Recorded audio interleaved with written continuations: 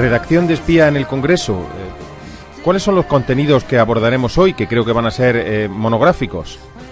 Pues sí, Espía desde la redacción queremos repasar de forma monográfica el discurso del rey Felipe VI en Nochebuena.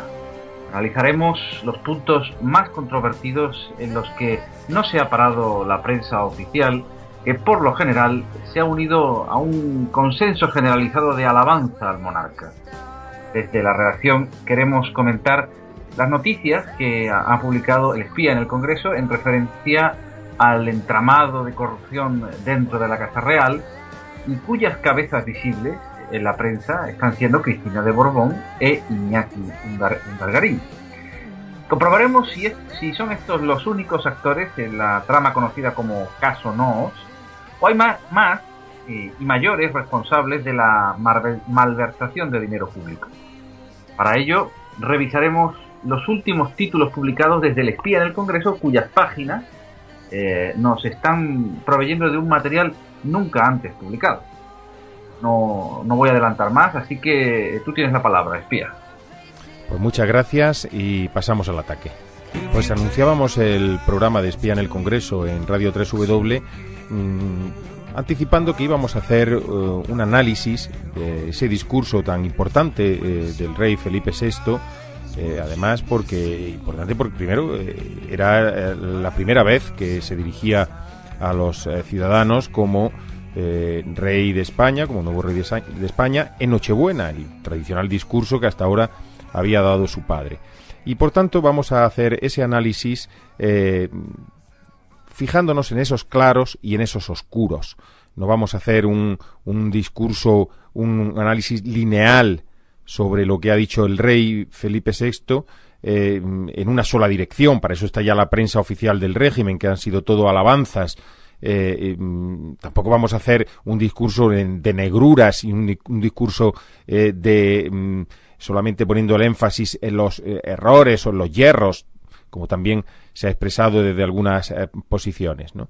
Vamos a intentar poner algo de sentido común, algo de racionalidad y algo de inteligencia a las palabras del rey, que se supone que van a guiar para este próximo año 2015 todo el futuro social, político, económico que va a vivir nuestro país. Va a ser un año muy importante, hay elecciones en mayo, unas elecciones trascendentales, y vamos a empezar por ello a hacer ese análisis. Vamos a escuchar primero las palabras más importantes en relación a cómo está el país ahora mismo. ¿Qué es lo que dijo Felipe VI?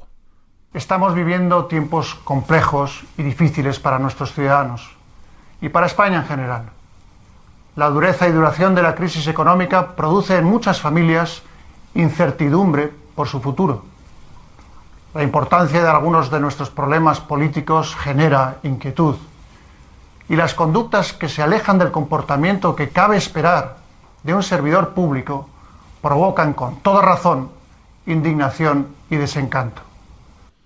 Pues este arranque estuvo muy bien, porque realmente los momentos son efectivamente complejos, difíciles, decía él, y realmente, bueno, es también quizá emplear palabras demasiado educadas para el dramatismo con el que se está viviendo la situación económica, pues para empezar, en 5,5 millones de ciudadanos que están en situación de desempleo, siguiendo además con ese 1,5 millones, casi 2 millones de ciudadanos, una buena parte de ellos jóvenes, que han tenido que salir de España, siguiendo con las miles y miles de empresas que han tenido que cerrar y otras miles que están con el futuro pendiente de un hilo. Por lo tanto, yo creo que el análisis que hace de la situación no es desencaminado. Además, me gustó, y esto, en fin, cuando hemos hecho un sondeo en Espía en el Congreso, la mayoría, casi un 70% de nuestros lectores decían que habían pasado del discurso, que no les interesaba absolutamente nada de lo que dijera Felipe VI. A mí se me interesó porque, entre otras cosas, nos dedicamos a escudriñar y analizar las declaraciones públicas de nuestros representantes, o de los que dicen ser nuestros representantes.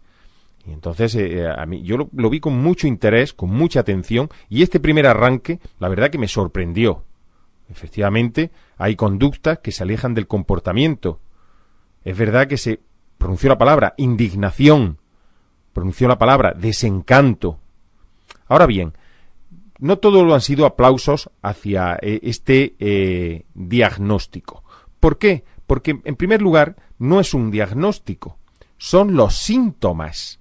Le recomiendo especialmente el discurso del economista y catedrático de economía Roberto Centeno, que lo titula Felipe VI, el discurso de la idiocia. El discurso de la idiocia. La idiocia es la enfermedad que padecen los idiotas, o sea, que está llamando idiota, un hombre que tiene unas posiciones muy conservadoras, Roberto Centeno, pero desde luego él decía que estaba confundiendo los síntomas con el diagnóstico, porque un diagnóstico es conocer la naturaleza de una enfermedad mediante la observación de sus síntomas. Si usted está describiendo los síntomas y lo está tomando como un diagnóstico, está errando. Y de hecho dice Centeno que no mencionó a los grandes culpables, que son las oligarquías política y financiera. Y además diciendo que son esos mismos agentes, dice Centeno, son los que han producido esa situación y además los que ahora son los encargados de curarla, ellos mismos. Por lo tanto, Roberto Centeno, desde una posición muy conservadora, dice que los mismos que nos han arruinado y a quien les importa una higa el interés de la ciudadanía son los que nos tienen que sacar este año 2015 de la ruina. Pues Roberto Centeno expresa su escepticismo. Al otro lado del arco ideológico, Pablo Iglesias, el nuevo secretario general de este partido tan floreciente que se llama Podemos, también, él sin embargo alabó el discurso, alabó el tono, pero criticó la solución propuesta a la crisis.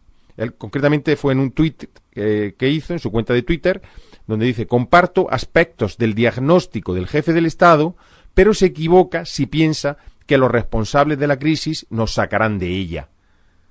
Como ven, un análisis muy parecido al que hacía Roberto Centeno, pero desde el otro espectro ideológico. Curiosamente, estas dos posiciones son las que menos se han escuchado en la prensa, donde hemos escuchado los aplausos del Partido Popular, los aplausos del Partido Socialista, los aplausos del resto de los partidos del régimen, de los sindicatos del régimen, en fin, de los empresarios, todo el mundo, loas y loas.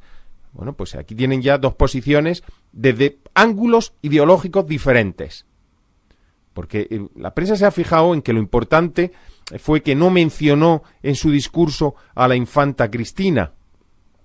¿Vale? No lo mencionó, efectivamente. Esa fue una de las carencias en las que más se fijó la prensa. Pero desde el partido Podemos, por ejemplo, han dicho que eso no es tan importante, porque la corrupción afecta a todos los niveles del Estado.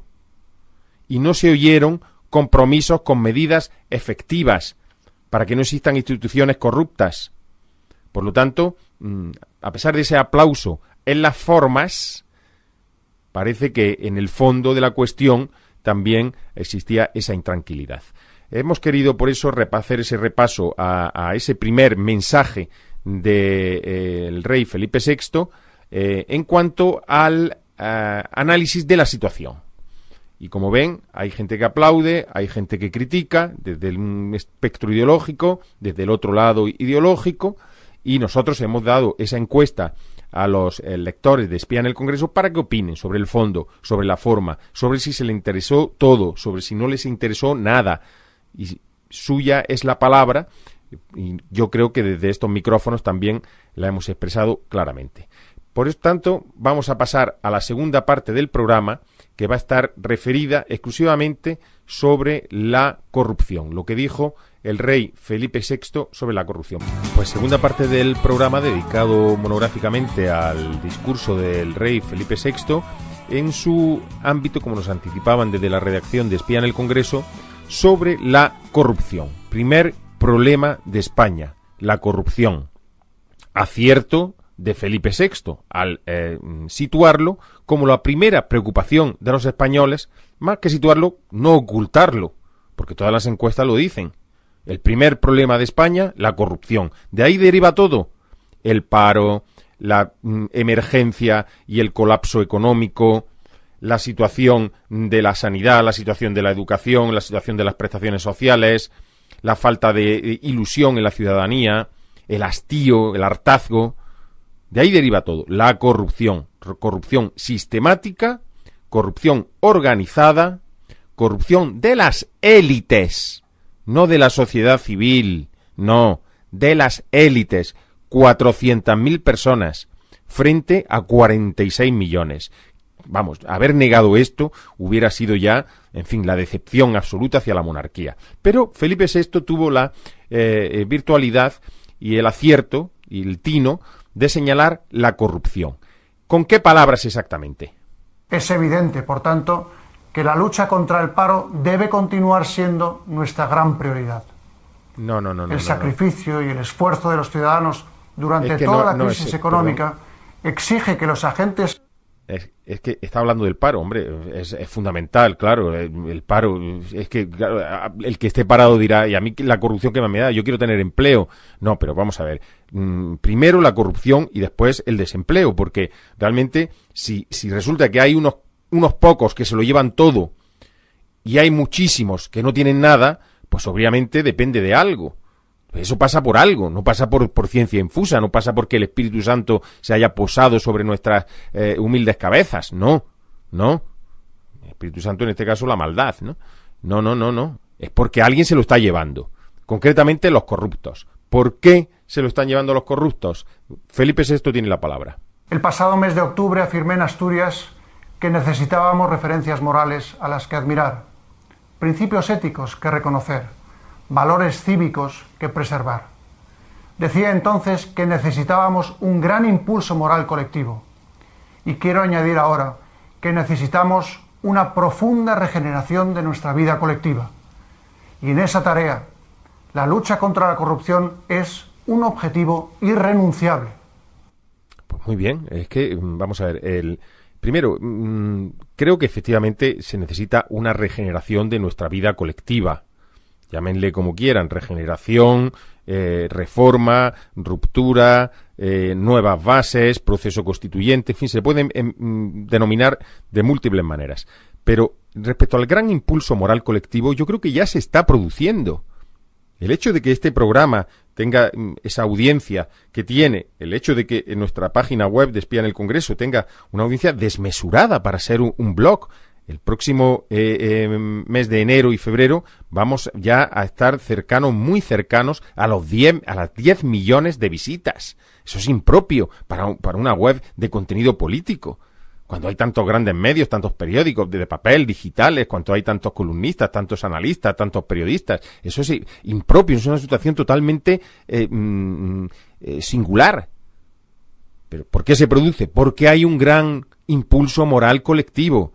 Porque la gente ya no traga, porque la gente no está dispuesta a admitir ni un solo episodio más de corrupción y lo denuncia, lo critica, lo retuitea, le da el me gusta, lo comenta, aporta información.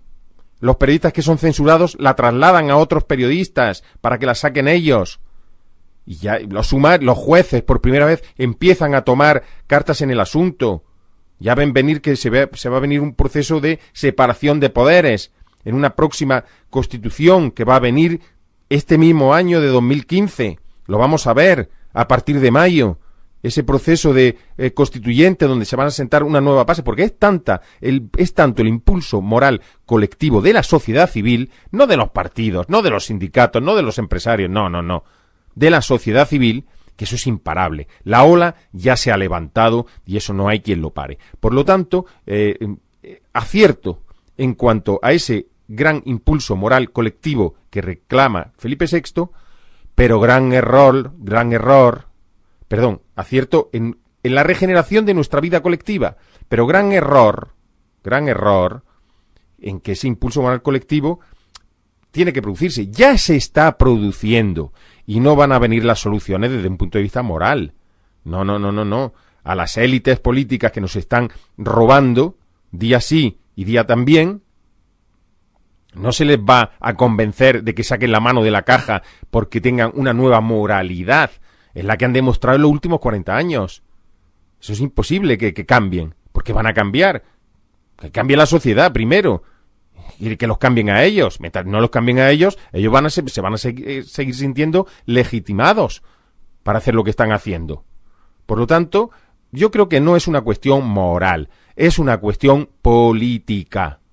Política. ¿Por qué? Porque una separación de poderes en una constitución donde los jueces estén blindados, que no quiere decir no controlados, más controlados que nunca, pero blindados del poder político, que ninguno que haya tenido la más mínima sombra, la más mínima mancha, la más mínima adscripción, el más mínimo cargo de designación política, no podrá ser juez, estar en el gobierno de los jueces, tener cargos de responsabilidad dentro de la judicatura en un próximo periodo constituyente, en una futura democracia. Es imposible. Están contaminados. Si es que la propia ley judicial le prohíbe a los jueces contaminarse para que haya una equidad, para que haya un equilibrio, para que haya una objetividad, una neutralidad. Y esto los partidos del régimen lo han contaminado, el PSOE, el Partido Popular, Izquierda Unida, Convergencia y Unión y el PNV. Y Coalición Canaria, que han sido los que han pactado a sus miembros en el Consejo General del Poder Judicial y en el Tribunal Constitucional, incluso hasta el Tribunal Supremo, incluso los presidentes de audiencia. Ha sido algo, de verdad, hemos vivido una época que ha sido ignominiosa.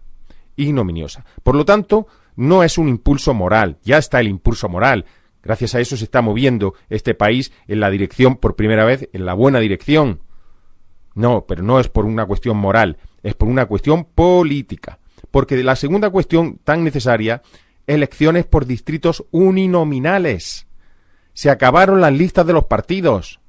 Se acabaron de que el secretario general es el que decide quién va a ser diputado, quién va a ser senador, quién va a ser alcalde, quién va a ser concejal. ¿Pero esto qué es? Lo deciden los ciudadanos. Y son los ciudadanos los que tienen que votarlos.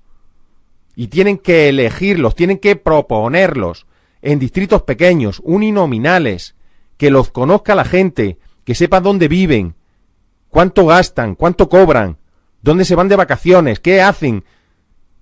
Claro, es que ahora están totalmente fuera. Hay diputados cuneros, uno de Guadalajara que es diputado por Almería, otro de Barcelona que es diputado por Cuenca. ¿Pero esto qué es?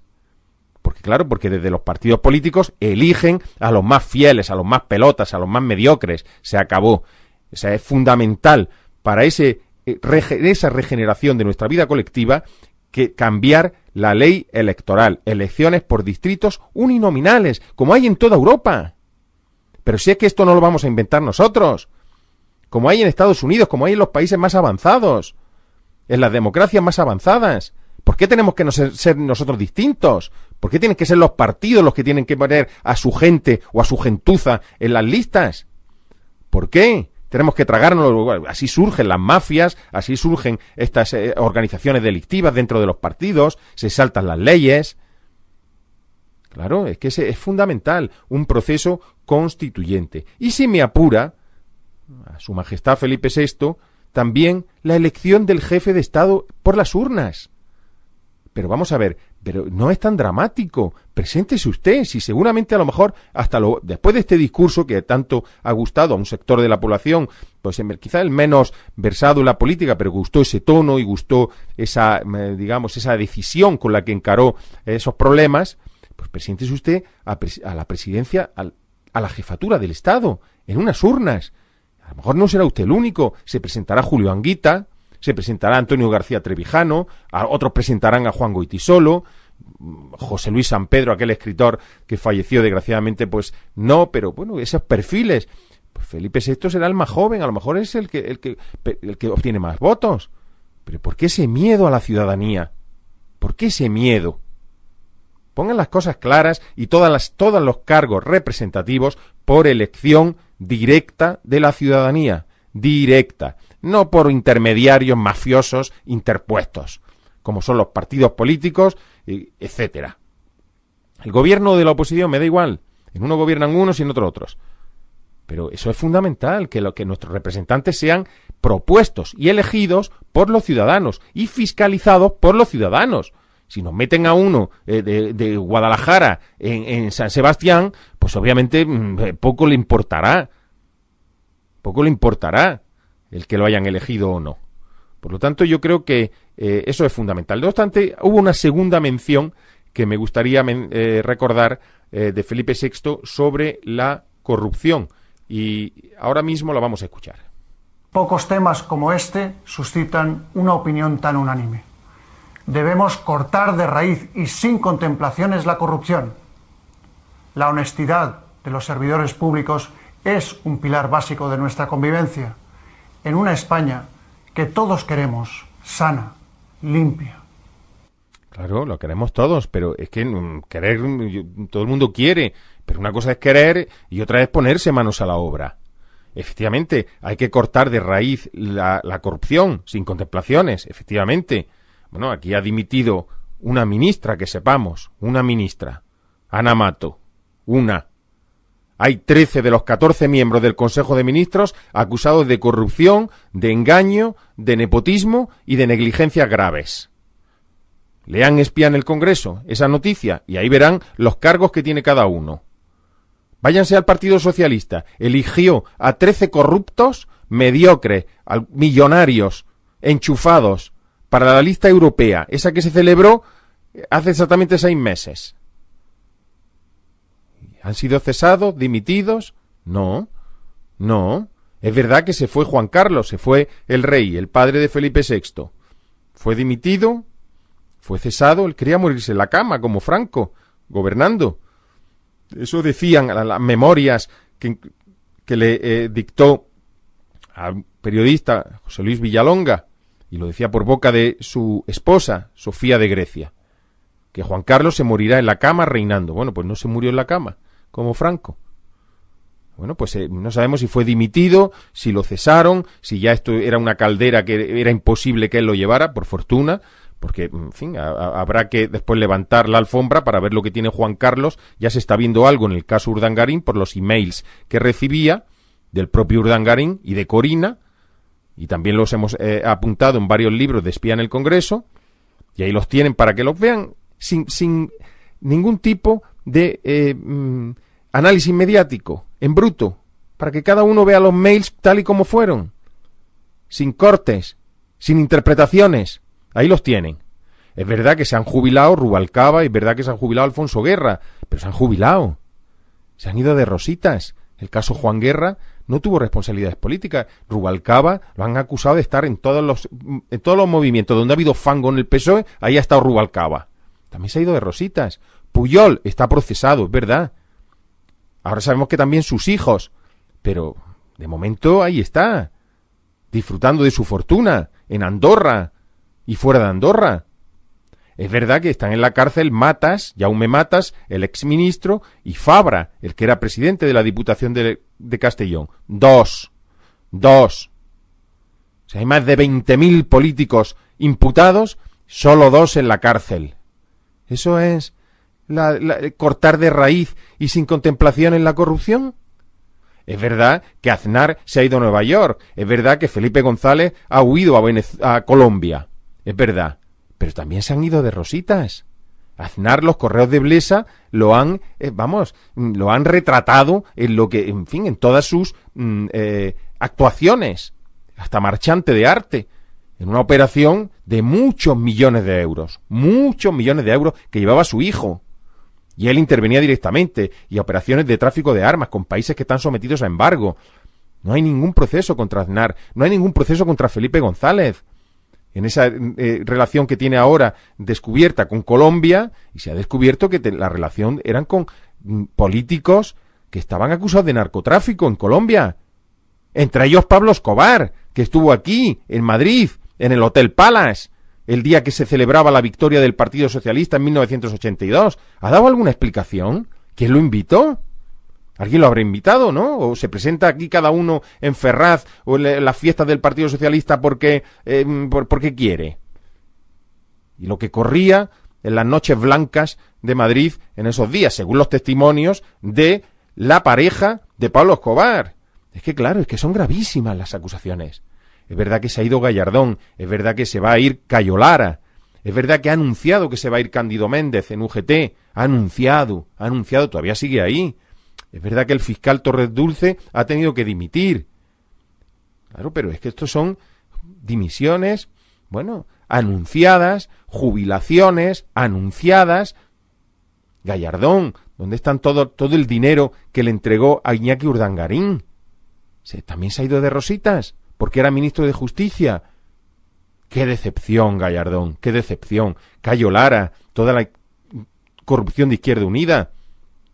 Por favor, si es que es todo así, ¿no? Y lo que queda por venir, un secretario de Estado, Jaime García Legaz, secretario de Estado en el Ministerio de Economía, acusado por el pequeño Nicolás de recibir sobres, de tener trato con menores. Según nos denunciaba aquí una periodista del diario Público, que había estado presente en esa declaración, Patricia López, ¿sí? Entonces, y sigue ahí en su puesto. ¿Eso es cortar de raíz la corrupción? Es que, por favor, es que no... pero es que ahí está Artur Mas. Era el asesor fiscal de Jordi Pujol. Ahí sigue. ¿Dónde está ese proceso con Artur Mas? Sus cuentas en Liechtenstein, que tenía su padre y que él tenía firma. ¿Dónde están los ERE? ¿Dónde está Chávez y dónde está Griñán? Ahí siguen en sus escaños. Eso es cortar de raíz la corrupción en el PNV, la corrupción en Izquierda Unida. Ángel Pérez, Juanjo Azcona, Moral Santín sigue dando clase. Ahora nos enteramos también de la familia de Tania Sánchez, que ya era lo último que nos faltaba ya. Izquierda Unida metido ya de corrupción hasta el cuezo. Claro, pues por lo tanto, yo creo que eso es una cuestión que, pues en fin, debería abordarse de manera bastante más inflexible. Cualquier acusado de corrupción que ponga su cargo a disposición y que se defienda. Y que se defienda si todo el mundo lo va a escuchar. ¿Pero por qué no se defienden? No, lo que tienen que hacer, lo que hacen es esconderse, ¿no? Huir de la prensa, huir de los ciudadanos, que no pueden salir a la calle. Es que es así. Y después los tratos de favor. Dice el rey Felipe VI que quiere, en fin, luchar contra la corrupción, cortarla de raíz y que no haya ningún trato de favor. Porque quiere una España sana, limpia.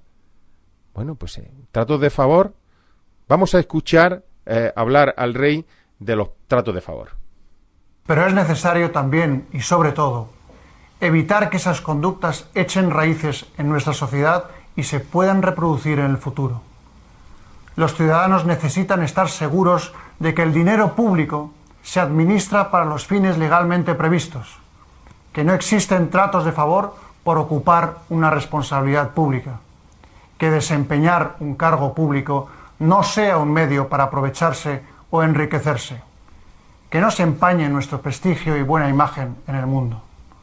Bueno, eso del prestigio y la buena imagen en el mundo se lo creerá a él, porque yo desde luego las únicas noticias que nos llegan y los únicos indicios que nos llegan es de todo lo contrario, de desprestigio y de mala imagen de España en el mundo, por culpa de nuestros dirigentes políticos, por culpa de las trampas continuas, con las cuentas, con la corrupción, ocultando pruebas, esquivando las acusaciones más palmarias, y una de ellas en el caso de Cristina y Urdangarín. El propio juez lo ha dicho, se ha vivido un terremoto procesal.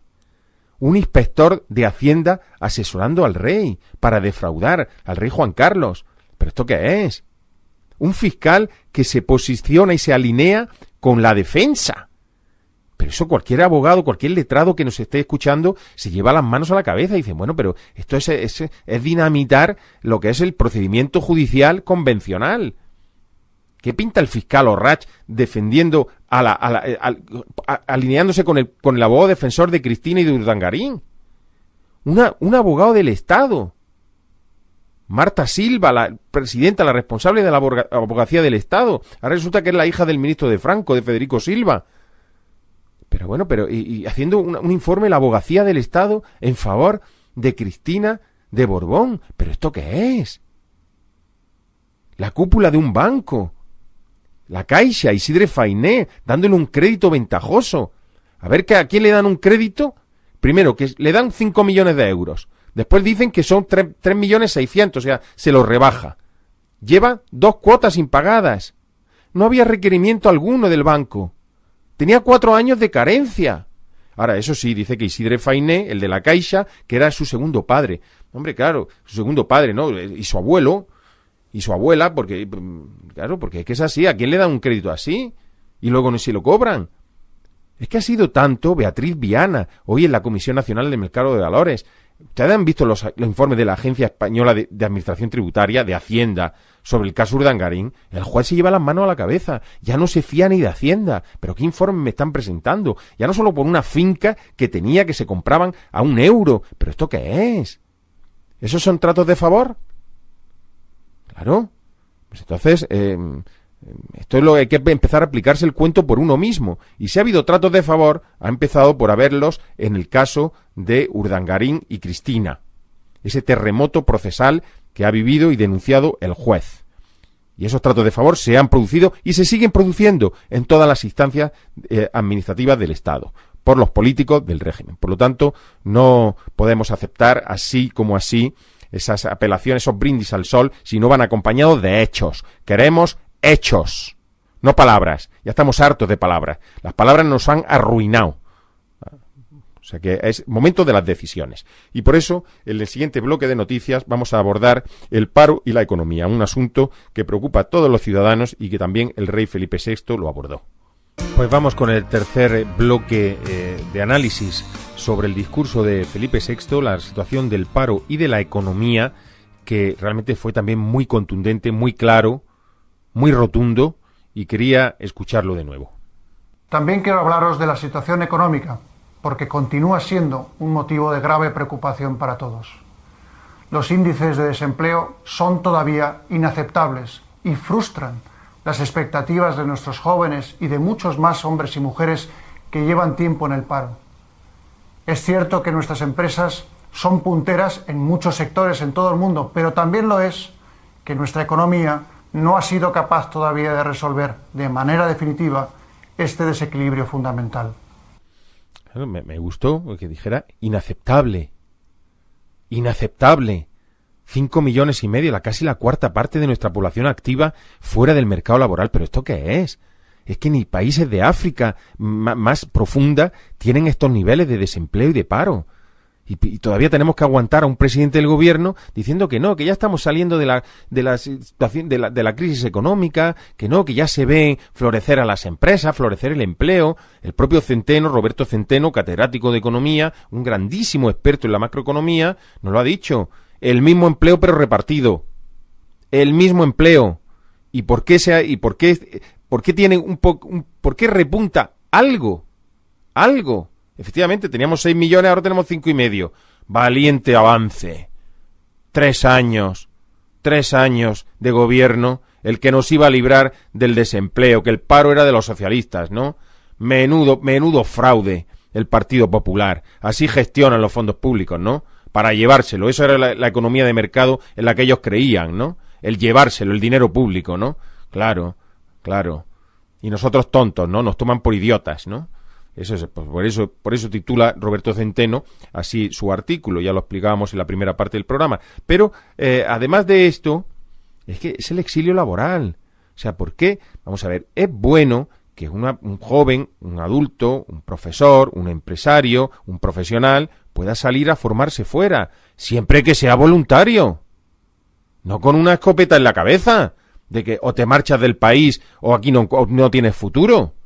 Claro. Es que todavía tenemos que aguantar a una ministra de Empleo, Fátima Báñez, diciendo que no, que eso son poco más o menos que excursiones y que los Erasmus son para pasárselo bien. No tienen que estudiar nuestros jóvenes para sacar primero la plaza del Erasmus y después demostrarla. No. Es inaceptable. Y todo lo que no sea una palabra por encima de inaceptable no se admite.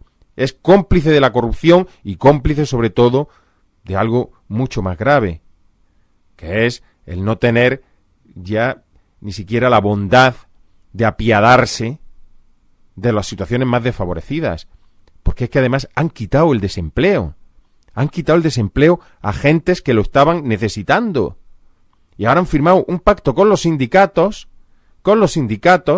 para darle un subsidio de 400 euros que todavía no se ha visto. Pero qué acuerdo, iba a decir, en fin, un exabrupto y me voy a reprimir, pero qué acuerdo se ha firmado. Vamos a escuchar el aspecto sobre todo sobre empleo y sobre ese contexto sindical, la única mención que hizo Felipe VI en este punto. Es evidente, por tanto, que la lucha contra el paro debe continuar siendo nuestra gran prioridad. El sacrificio y el esfuerzo de los ciudadanos durante toda la crisis económica exige que los agentes políticos, económicos y sociales trabajen unidos permanentemente en esa dirección, anteponiendo solo el interés de la ciudadanía, porque la economía debe estar siempre al servicio de las personas. Pues no se ve, porque aquí la economía está al servicio de los bancos. Bancos que han tenido que ser rescatados fíjense, 1 billón con B de burro de euros es la deuda española. Entramos con un 30% y vamos por un 100%. Y lo que nos queda. Y lo que te rondaré, Morena, en el 2015, que dicen ellos que va a ser el año de la gran recuperación. Por favor, pero si es que nos toman por idiotas. Claro, entonces han firmado un acuerdo UGT, comisiones obreras. Aquí que hay que tener bemoles para firmar un acuerdo UGT y comisiones obreras con Rajoy. Hay que tener bemoles. Hay que tener bemoles para crear para dar un subsidio. ¿Dónde está el subsidio? No se ve. Vayan ustedes a una oficina de desempleo del INEM, ahora se llama SEPES. Claro, vayan usted, el enchufe sindical y político. Si sale algún puesto de trabajo, se lo dan a los suyos, a sus familiares. Te llaman del INEM, te llaman del SEPES para ofrecer... Pero si es que no hay, si es que se lo han acabado, han destruido la economía. Pero podemos estar peor que ahora. Ahora que comentan que si Grecia y que... Pero en el abismo en el que estamos, ¿podemos estar todavía peor? Es que es algo inaudito. Hay muchísimos partidos nuevos que están... No solamente Podemos, Ciudadanos, Vox, una parte de UPyD... El propio Partido Socialista se está intentando... Bueno, pero claro, el Partido Socialista, claro, ¿qué puedes esperar? ¿Qué va a hacer Pedro Sánchez? ¿Sí, de acuerdo? Sí, lo hemos visto subido ahí a un aerogenerador y subido ahí al peñón de IFAX, ¿vale? De acuerdo, si valiente es. Pues si es tan valiente, ¿por qué no acomete la reforma dentro de su partido? ¿Por qué no echa a los acusados por corrupción? Empiece por ahí. Ha echado a uno, sí, Virgilio Zapatero, de acuerdo. Mi más sincero aplauso. Ha votado algunas resoluciones en Europa contra Juncker, de acuerdo, contra el presidente europeo. Mi más sincero aplauso. Pero solo eso, Pedro. Hombre, el día tiene 24 horas. Toma al menos una decisión al día. Si no te supone mucha molestia. Una decisión al día. Que veamos que tienes coraje, el mismo coraje para subirse hasta arriba, hasta el aerogenerador, pues tienes el mismo coraje para empezar a hacer una investigación por corrupción a tus propios dirigentes, a los que estás heredando. Pero claro, a lo mejor el problema es que el Partido Socialista, la plaga de la corrupción es absoluta. Y si empiezas a echar gente se queda solo. Claro, sí que ese es el problema del Partido Socialista, que no puede ya pedir más crédito a la ciudadanía, porque la ciudadanía lo ha agotado ya no se fía. No se fía de los partidos del régimen. Y quieren ustedes, como dice el rey Felipe VI, dice que la lucha contra el paro debe ser nuestra gran prioridad. ¿De acuerdo? ¿De acuerdo? Entonces, pero para luchar contra el paro, ¿cuánto pagan los autónomos en España? ¿Quieren ustedes hacer una comparación de cuánto pagan en España, el país que más hundido está de la Unión Europea, con lo que se paga en Alemania o en Gran Bretaña? ¿Cómo es posible que paguemos los autónomos más? ¿Cómo es posible que los pequeños comerciantes paguen más impuestos que en Francia o que en Italia? ¿Cómo es posible? ¿Por qué no pagan por beneficios, no por ingresos? Porque si no, los ingresos se los comen directamente los impuestos municipales. Claro, las coimas y las comisiones que se llevan los ayuntamientos por abrir cualquier tipo de negocio que tenga sus puertas en la calle. Los taxistas, ¿por qué no les quitan ustedes los impuestos a los taxistas? Ahora demonizan a Uber. Claro, ¿y por qué no uberizamos a los taxistas? Con una primera medida, quítenle los impuestos, Uber no paga, ¿no? Bueno, pues tampoco los taxistas, están en una situación de emergencia, como el resto del país. Vamos a empezar a construir, a crear, y que se tengan que quitar un poquito a los políticos, un poquito nada más, para crear empleo, hombre. No, ellos no se quitan nada. ¿Cuánto cuesta crear una sociedad limitada? ¿Saben cuánto cuesta? 2.500 euros, 3.000 euros. ¿Quién va a crear una sociedad limitada así? Pero, por favor, ¿eso es apoyar el emprendimiento? ¿O eso es tener que pagar al notario, al abogado, al inspector, por favor, al registro, Pero, hombre, 3.000 euros para crear... Pero la gente ya, si no hay empleo público... pero ¿cómo se va a crear empleo en España? ¿Cuánto cuesta poner una pasarela de pago por Internet? Vayan a un banco, pregúntenlo. Compárenlo con lo que pagan en Irlanda. Comparen con lo que pagan en Chile. Por poner países geográficamente muy distantes. No, nos están engañando porque los mismos que tienen que sacarnos de la crisis, dicen, son los que nos han llevado a ella. Y ellos no van a mover ni un solo dedo por salir de esta situación, porque entre otras cosas sería a su costa. Si 400.000 personas, 400.000 políticos, altos funcionarios, gente que está alrededor de estas formaciones, de los sindicatos, de los partidos del régimen, tienen que quitarse ellos, pues claro, ya dejan de ser millonarios, ya tienen que doblar el lomo. Y a ver, ¿y en qué van a trabajar si no han trabajado nunca? ¿Y ahora dónde los metemos?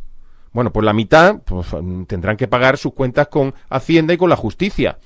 Y aquí la única obra pública tendría que ser la construcción de nuevas cárceles. Claro, porque es que es así. Porque que han entrado 2. Y nos quieren decir que no, que se ha cortado de raíz la corrupción. Venga ya. Y nosotros que nos lo creemos, ¿no? Por eso vamos a pasar a la cuarta y última parte, que es la abdicación de Juan Carlos. También a ello se refirió el rey Felipe VI y no quisiera pasar este programa sin al menos analizarlo. Pues efectivamente, la monarquía la tenía ya chamuscada, ¿no? Y por eso dimitió, entre otras cosas, Juan Carlos, porque fue una dimisión. No me dicen algunos lectores, oiga, sea usted correcto con el español, diga abdicación. Hombre, vamos a ver, los reyes tienen un trato regio y a las dimisiones le llaman abdicaciones. Pero no deja de ser, también a los ceses se le podía llamar abdicación, porque todavía no sabemos si a Juan Carlos lo cesaron o cesó o dimitió, es que no sabemos nada. Ahora hay un libro por ahí que está corriendo, en fin, con otra versión más, pero se fija más quién lo filtró, más que por qué se produjo, ¿no? Pero lo cierto es que quería morirse en la cama como Franco y no se murió en la cama, está vivito y coleando, y lo que va a tener que, en fin, afrontar cuando hay un régimen democrático en España y podamos ver y comprobar exactamente qué pagaba esta señora Hacienda, que se llevaba del petróleo, porque hay una denuncia también. Vuelvo a citar a Roberto Centeno, qué valiente economista. Se podrá estar de acuerdo o no con sus ideas o con su visión, su óptica ideológica, pero de luego valentía, por favor. Hay que ponerle un monumento, porque es que ha dicho que se llevaba $2, entre 1 y $2, le han dicho, bueno, pues fíjense, si un economista es tan impreciso, nos dice alguno de nuestros lectores, siempre tan perspicaz, ¿no?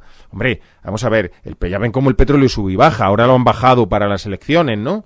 Bueno, pues claro, cuando baja mucho, pues solo se lleva un $1, si sube mucho, pues se lleva 2. Claro, es que esto va en función de la oferta y la demanda, es que el petróleo es una materia prima que fluctúa.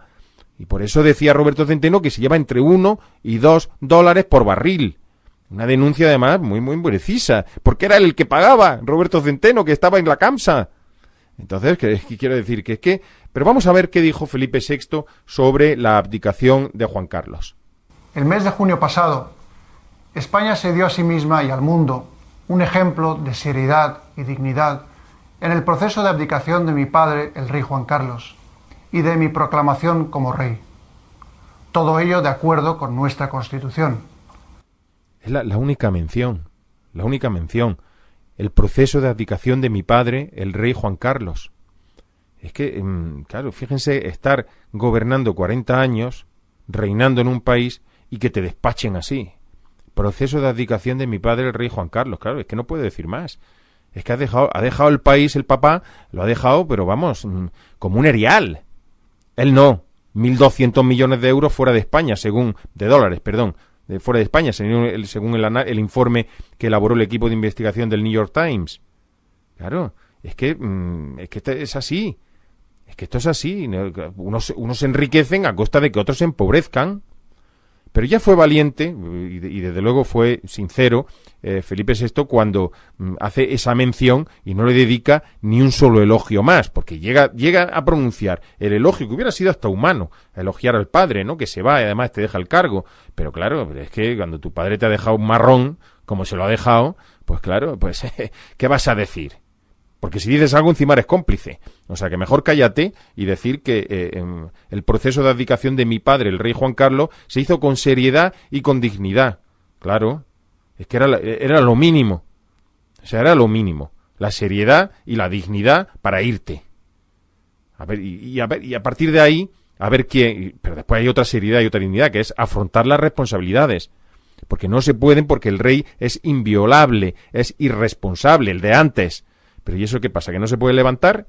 O sea, que uno ha cometido un delito de corrupción, se hace la propia ley entre los partidos de su régimen, entre sus aduladores, entre su corte, y dice, no, a mí no me podéis tocar, y vosotros tampoco. Claro, pero eso se levanta. Tendrá que responder de sus delitos. Y las acusaciones son muy directas y muy claras. Y hasta en el caso Urdangarín. Hemos escrito varios libros con toda la documentación que implica al rey Juan Carlos, los correos con Corina, los correos con Urdangarín. Tendrá que responder algún día sobre eso. Ese proceso tiene que ser reabierto, sea cual sea la sentencia que se dictamine en esta cuestión, pero es que no todas las partes implicadas han podido manifestarse, ni se les ha podido dirigir.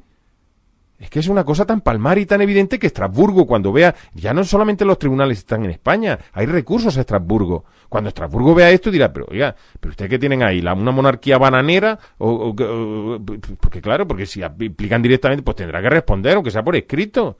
Algo tendrá que decir, ¿no? ¿O no? Bueno, pues no, pues así es esa es nuestra querida, de acuerdo con nuestra Constitución, dice Felipe VI, claro. Pues ¿por qué se creen que hay que cambiarla? Pues por esto, por razones como esta. Y respecto a otra cuestión, que es la que está ahora mismo focalizando la atención de la opinión pública y de la mayoría de los periódicos, ¿va a renunciar Cristina a sus derechos sucesorios? Claro, se la ha pedido el Partido Popular. Para que lo pida ya el Partido Popular, imagínense la que hay. Claro, mírense el sumario, lo estamos dando por entregas en esos libros, mírense los documentos del sumario, miren Espía en el Congreso, y ahí los tienen, brutos. Sin ningún tipo de comentario, sin ningún tipo de corte, ahí los tienen, para que cada uno saque sus propias conclusiones. Pues lo pide el Partido Popular, que Cristina renuncie. Lo pide el Partido Socialista, que Cristina renuncie. No renuncia. Dice que se lo está pensando. ¿Pero qué pasa? ¿Que no puede la Casa Real despojar a la sucesora del rey? O sea, que si le pasa algo al rey, le pasa algo a la infanta Elena, ¿tenemos que comernos ahora al rey que se llama Urdangarín y a la reina que se llama Cristina? ¿Y ya libres penalmente? Claro, y si sigue la línea sucesoria, pues resulta que hasta un hijo del conde Lequio también puede ser el rey. Claro, es que esta es la democracia y esta es la Constitución que nos han dado. Donde Urdangarín puede ser rey, porque no quiere la niña de renunciar a sus derechos sucesorios, aunque esté imputada y aunque vaya a la cárcel el marido. Pues sale de la cárcel y se pone la corona, y aquí tan panchos. Mire, si creen que los ciudadanos y la sociedad civil española va a tragar con eso, vamos, y después el Parlamento. ¿Y para qué está el Parlamento? Es que un Parlamento no puede despojar de los derechos sucesorios a una persona que está en la línea sucesoria de descendencia. No puede despojarla por sus delitos, porque claramente, como se ponga ahí con la corona, nos va a dejar... Bueno, ya el padre ya nos dejó, es que ya no quedará nada. Y nosotros nos lo vamos a tragar. Prepárense a mayo, porque en mayo va a haber... es cuando se va a producir, pues en fin, la decisión de la sociedad civil de decir, no, señores, ustedes no. Cualquiera menos ustedes. Y el desastre ya lo tenemos dentro. Y no va a ser tan desastre, porque los nuevos partidos, me consta, aquí hemos entrevistado a Pablo Iglesias, la semana que viene le vamos a dedicar un monográfico, y yo lo anticipo, a un resumen del año. El primer programa del año 2015 va a ser sobre eso. Va a hablar Pablo Iglesias, va a hablar Juan Carlos Monedero, va a hablar Santiago Abascal de Vox, va a hablar Irene Lozano de UPyD, va a hablar Enrique Calvet de UPyD, van a hablar sindicalistas, van a hablar empresarios, aquí en Espía en el Congreso, ya lo han hecho. Y vamos a recopilar esas frases. No, son gente, primero, más preparada, segundo, más decente.